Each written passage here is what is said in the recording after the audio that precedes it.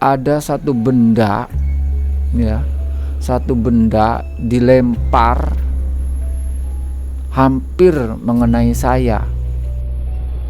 Saya berbicara, "Wahai makhluk Allah, kenapa Anda sampai melempar dengan sandal dan juga sepatu?"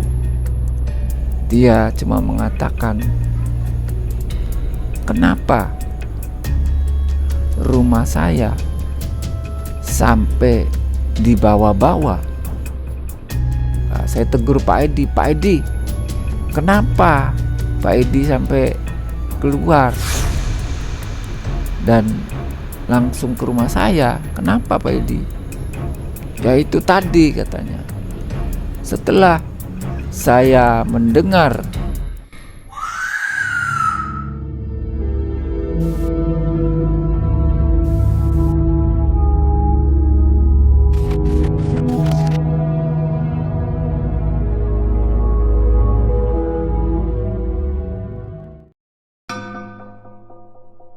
Assalamualaikum warahmatullahi wabarakatuh. Selamat malam dan selamat berjumpa kembali kepada Sobat Melihat Malam dimanapun Anda berada. Mudah-mudahan di malam hari ini kalian semua dalam keadaan sehat walafiat, dimudahkan segala urusan, dan dijembarkan rezekinya. Amin, amin ya rabbal alamin. Kali ini saya Kibayan akan bercerita tentang satu pengalaman yang sempat saya alami. Akan saya ceritakan terlebih dahulu ya benang merahnya. Jadi kurang lebih tahun 2021 ya, kami ini kedatangan seorang teman lama. Dia menceritakan bahwa sepeninggalan dari orang tua beliau, kita sebut saja namanya Pak Edi, itu dia menyisakan satu rumah kuno yang cukup besar ya. Nah, disitulah awal nanti akan saya ceritakan. Memang dari keluarganya Pak Edi ini itu berjumlah 5 orang dan kebetulan sudah pada berkeluarga semua. Jadi makanya si rumah tersebut itu tidak ditempati. Makanya rumah tersebut setiap tahunnya itu dikontrakkan kepada siapapun yang membutuhkan. Dan bagaimana serunya, bagaimana mencekamnya cerita tersebut, kita akan ceritakan. Pada waktu itu tahun 2021,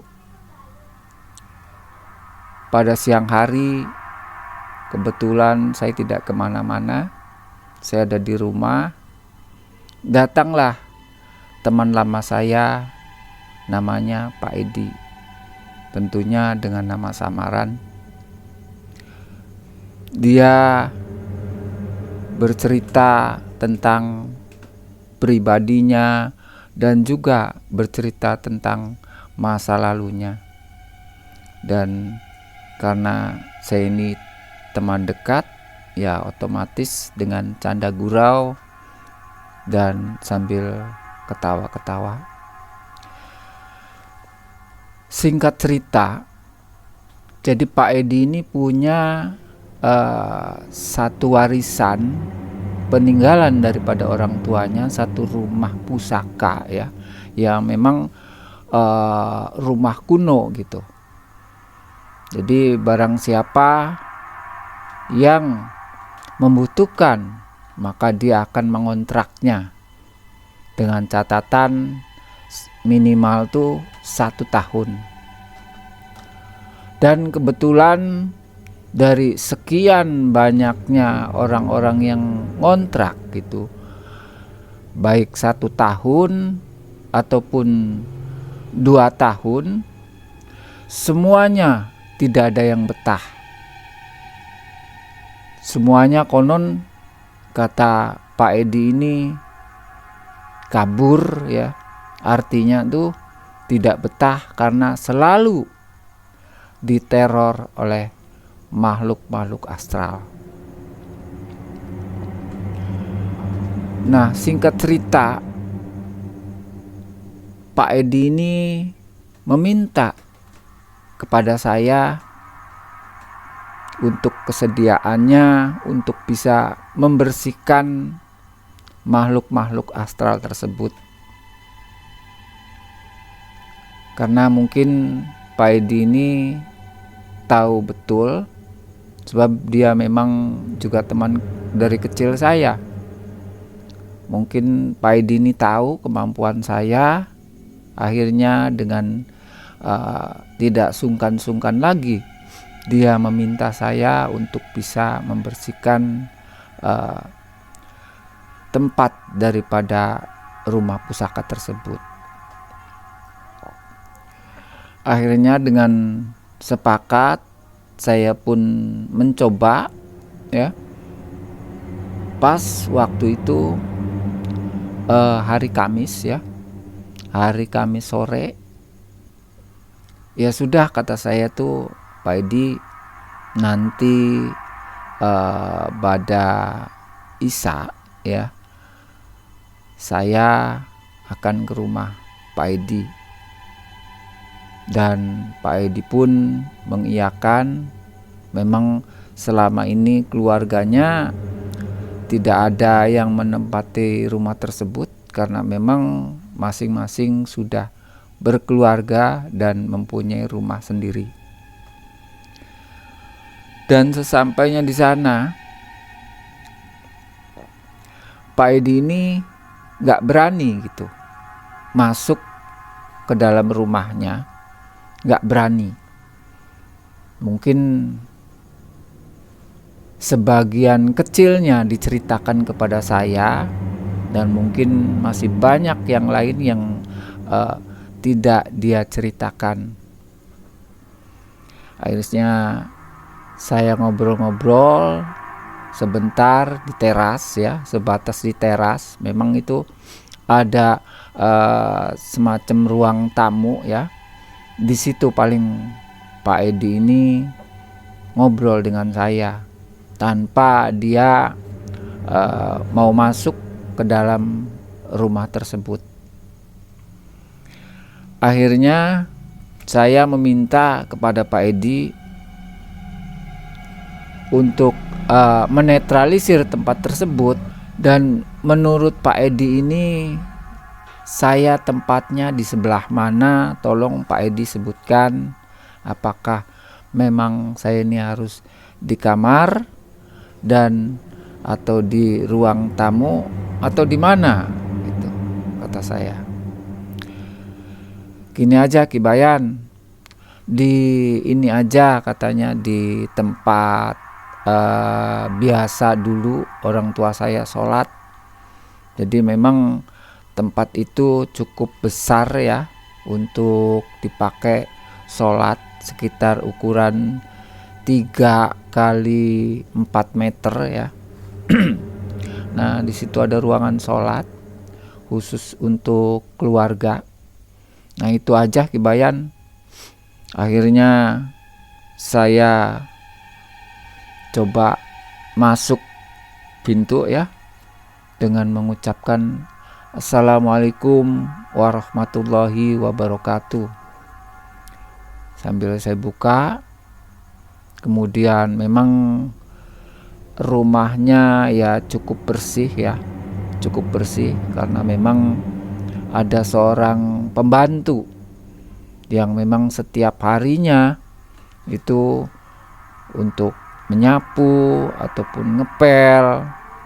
Cuma di sini pembantu ini maunya kalau siang ya. Kalau malam justru sama sekali dia nggak berani. Dan saya juga dengan mudahnya, karena memang dulu sering datang ke rumahnya Pak Edi ini sewaktu masih ada orang tuanya. Jadi saya tahu di mana tempat daripada tempat sholat ini. Langsung saya menuju ke situ. Saya menyelesaikan sholat isya terlebih dahulu.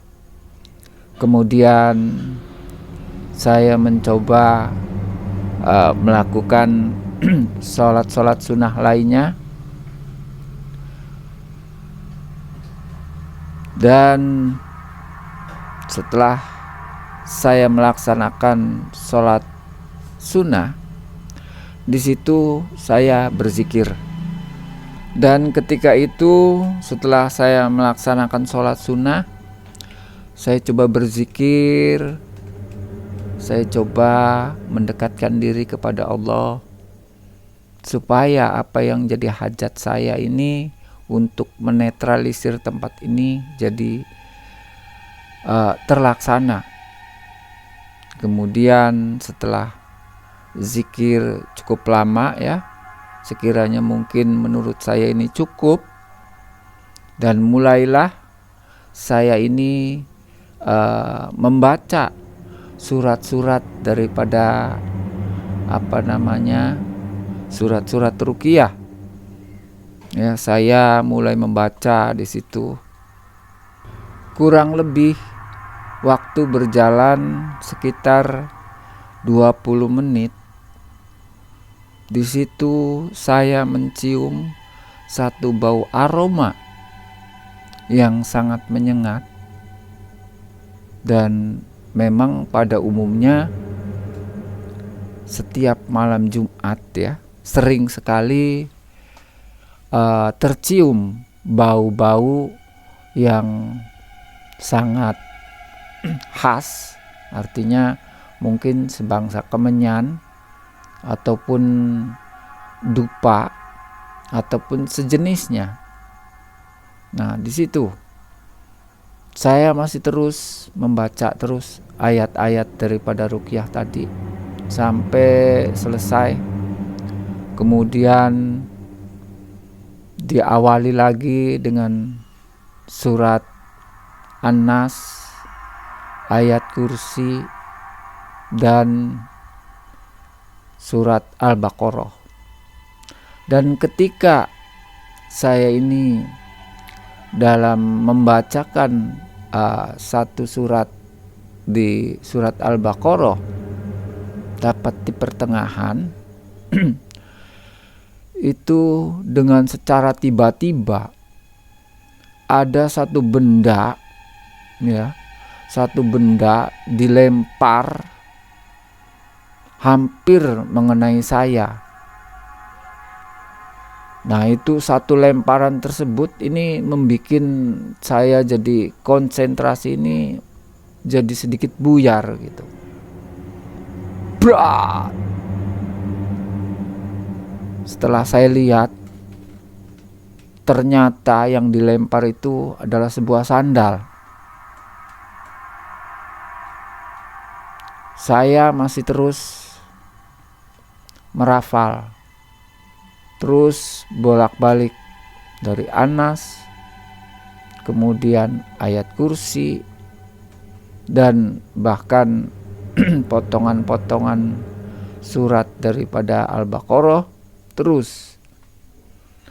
Kemudian 10 menit berjalan, itu seperti ada satu benda yang kelihatannya barang pecah belah ya, itu dijatuhin berulang-ulang gitu. Triang. Memang pada waktu itu untuk untuk ruangan dapur memang tidak sempat kelihatan dari tempat sholat ini ya.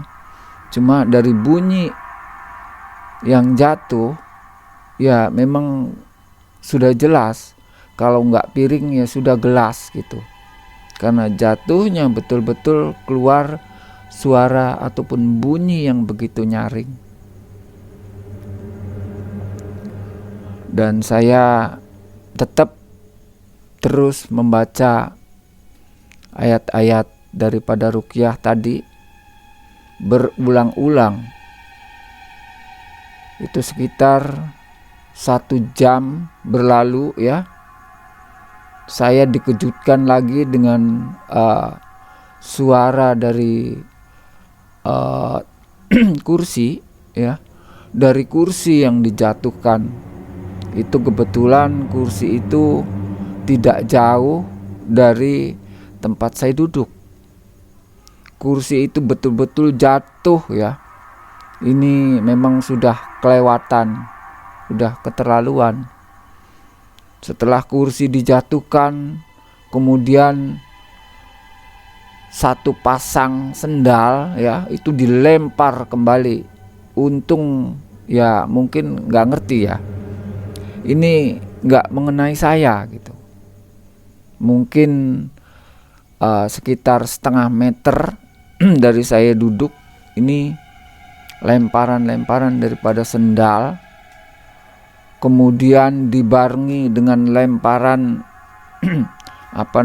sapu ya. Sungguh luar biasa.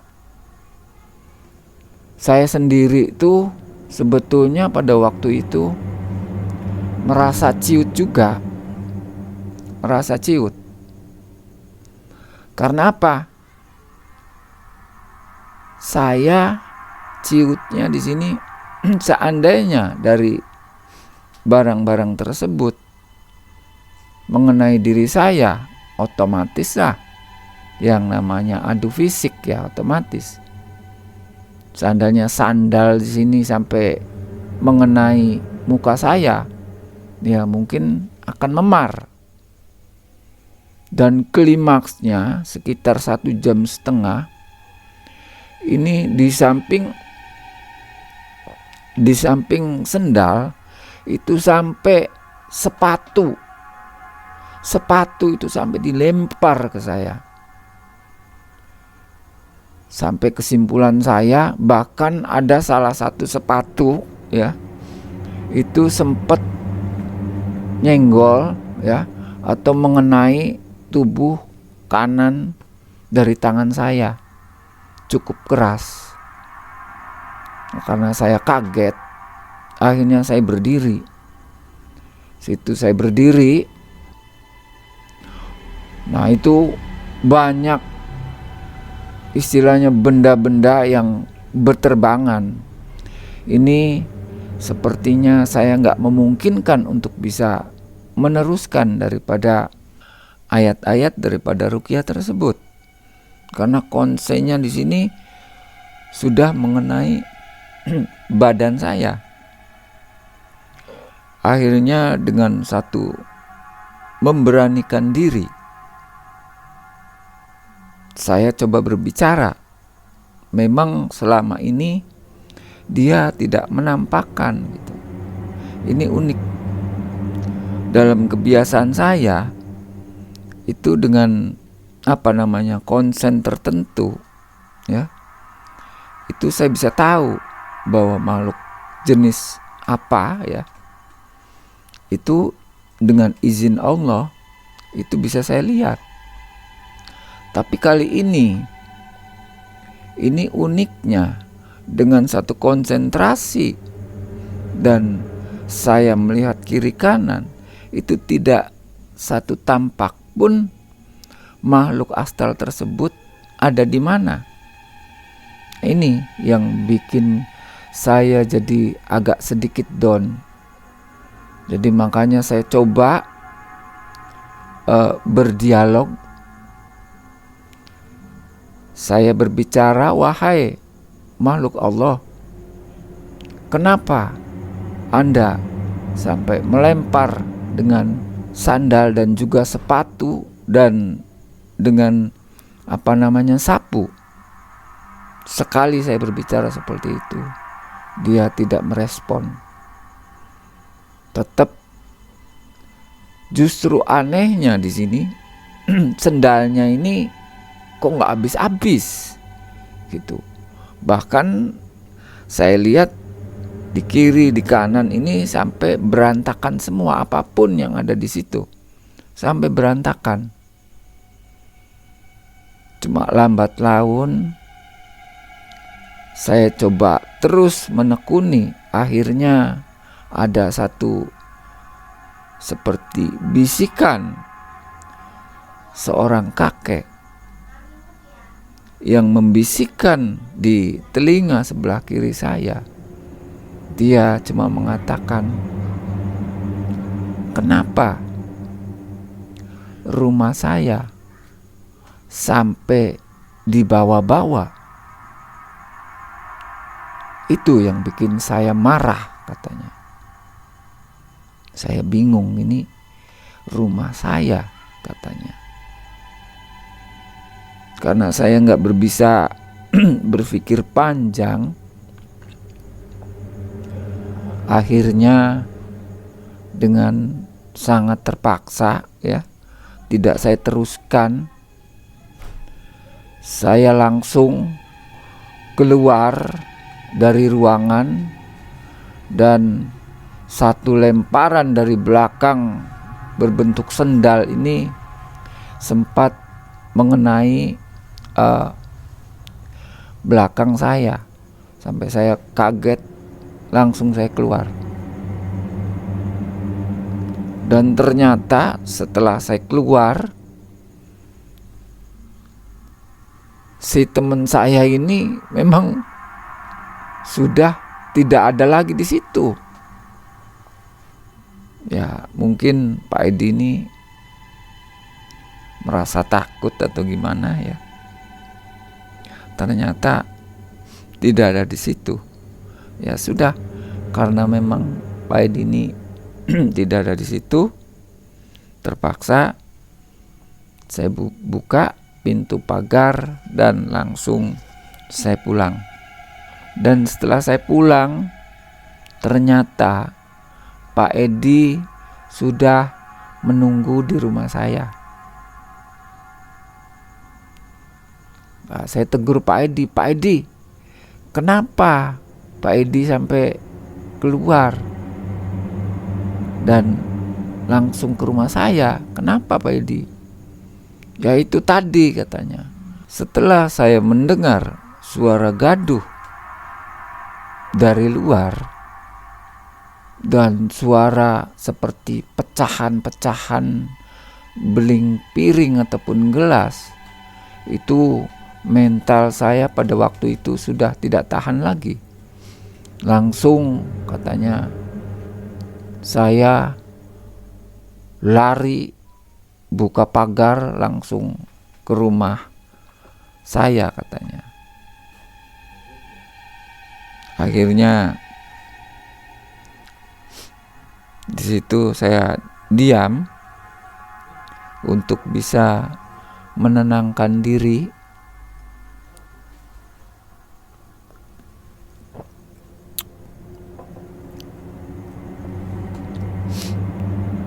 Dan dengan sangat terpaksa saya bertanya kepada Pak Edi, "Pak Edi," kata saya itu, "tolong ceritakan tadi sewaktu saya membacakan ayat-ayat ruqyah itu banyak sekali benda-benda yang dilempar kepada saya, Pak Edi, seperti sepatu, sandal, dan itu tadi sapu, pokoknya semua dilemparin. Dan ada salah satu yang mengenai saya, tangan sebelah kanan saya, dan sewaktu saya mau keluar, itu ada sesuatu sendal yang dilempar mengenai belakang saya." Itu dia bilang, Pak Edi, dari bisikan yang dia ucapkan seorang kakek-kakek. "Kemana," katanya, "rumah saya?" Dia bilang itu terus. Akhirnya Pak Edi ini mengingat-ingat apa sebetulnya rumah saya ini. Akhirnya coba bertukar pikiran dengan saya. Menurut Ki Bayan ini apa gitu rumah tuh, dan sebetulnya apa yang dia bilang, kata kakek, bahwa memang rumahnya sempat dibawa pergi. Ternyata bahwa itu ada salah satu benda yang ada di ruangan tersebut. Menurut penafsiran saya, kata saya, itu ada yang sempet Pak Edi bawa keluar enggak gitu. Akhirnya Pak Edi ini berusaha mengingat-ingat. Oh iya betul, katanya. Itu ada salah satu benda, itu gebyog ya, atau mungkin orang zaman sekarang namanya semacam sketsel, yang memang itu dibawa sama adik saya. Oh begitu. Memang ternyata mungkin inilah yang tadi sempat saya dapat bisikan, bahwa si kakek tersebut menanyakan rumahnya sempat dibawa. Ya sudah, sekarang sih gini aja Pak Edi, besok tolong bawakan sketsel tersebut ke rumah saya atau langsung ke rumah daripada peninggalan leluhurnya Pak Edi ini. Ya sudah Ki Bayan, insya Allah nanti besok saya akan bawa. Akhirnya setelah ngobrol-ngobrol dan Pak Edi ini pulang sekitar jam 11 malam, dan saya pun langsung sholat sunnah, kemudian tidur. Singkat cerita, besok paginya Pak Edi ini nelfon saya, dan konon katanya sketselnya ini sudah berada di rumah kuno. Karena untuk bisa memastikan, saya langsung menemui Pak Edi di rumah kuno tersebut. Dan ternyata ya memang yang namanya sketsel ataupun gebyog ya, itu zaman dulu itu terbuat daripada kayu jati ya, dengan ukiran-ukiran atau relief-relief yang memang tidak ada duanya. Untuk zaman sekarang khususnya ya, itu sama sekali tidak ada. Itu uniknya di situ. Dengan apa namanya urat-urat daripada kayu jatinya di sini sampai begitu mengkilap ya. Mengkilapnya di sini bukan karena pernis ya ataupun cat, tapi justru di situ begitu halus sekali. Di situ ada tonjolan-tonjolan uratnya. Ini mungkin umurnya sudah ratusan tahun. Ya. Itu sangat indah, dan saya juga mengagumi gitu. Begitu hebatnya orang-orang dulu menciptakan satu karya daripada membuat gebyog tersebut. Itu ada 1, 2, 3 lipatan ya, 3 lipatan. Dan akhirnya si gebyog tersebut saya minta supaya ditaruh di ruangan di ruangan yang sempat tadi dipakai saya untuk zikir. Singkat cerita, maghrib waktu pun berlalu dan memasuki Isya, dan untuk meneruskan daripada yang kemarin, dan di sini setelah saya membacakan ayat-ayat dari ruqyah tersebut, itu aroma-aroma yang tercium di hidung saya itu seperti aroma melati, juga kemenyan dan gaharu. Udah di situ jadi satu ya, jadi satu. Itu tiba-tiba si sketsel ini atau gebyog ini dia bergerak ya, bergerak, membuka dan menutup kembali, membuka dan menutup kembali. Begitu seterusnya sampai saya perhatikan. Nah, di sini kalau awal-awal dia itu memperlihatkan seperti menyerang dan marah kepada saya. Nah, dalam hal ini untuk kedua kalinya di situ sepertinya dia tidak marah. Sepertinya dia itu bergembira sekali. Bahkan tidak satu pun benda-benda yang ada di situ seperti sendal ataupun sepatu tidak ada yang berterbangan. Cuma ini yang namanya sketsel ini atau gebyog ini, dia membuka dan menutup begitu seterusnya. Sampai itu kurang lebih ada 1/4 jam ya. Buka lagi, tutup lagi, buka lagi, tutup lagi. Akhirnya kesimpulan saya, setelah sekitar 20 menit, memang saya sudah mempersiapkan diri bahwa saya sudah menyiapkan satu tali rafia ya, yang memang sudah saya mantra ataupun sudah saya isi dengan satu bentuk energi yang waktu itu sudah penuh ataupun full. Saya ambil, kemudian sketsel itu ataupun gebyog itu saya ikat dengan membaca sholawat. Allahumma sholli ala Sayyidina Muhammad wa ala Sayyidina Muhammad. Terus berkali-kali muter saya sampai hampir ya 1 roll ya. Itu terus dan sampai habis. Kemudian saya ikat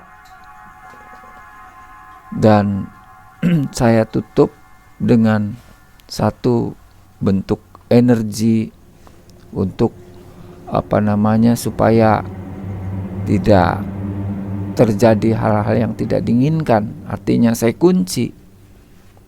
Alhamdulillah setelah selesai, kemudian saya merenung di situ sebentar dan memang tidak terjadi apa-apa.